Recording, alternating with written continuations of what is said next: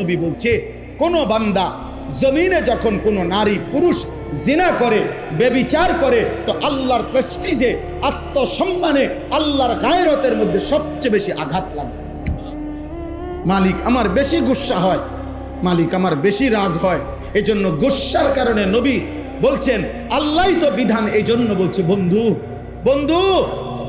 ওই জিনা করলো, ও ব্যভিচার করলো আমার জমিনে, ওরে খাওয়াইলাম আমি, ওরে পড়াইলাম আমি, এত বড় কায়নাত দিয়ে আমি তাকে লালন পালন করছি, ওরে আমি বলছি তার জন্য আমি হালাল বিবাহের ব্যবস্থা রাখছি, ওরে আমি বলছি তার স্ত্রী আমি ব্যবস্থা করেছি, ওর যৌন চাহিদা আমি আল্লাহ দিয়েছি, ওই নারী আমি সৃষ্টি করেছি, এই পুরুষ আমি সৃষ্টি করেছি, শাহওয়াত আমি সৃষ্টি করেছি, লজ্জাস্থানের চাহিদা আমি সৃষ্টি করেছি, এত কিছু আমার দেওয়া, ও আমার জমিনে আমার দেওয়া জিনিস পেয়ে নাফরমানি করলো। আল্লাহর নবীকে আল্লাহ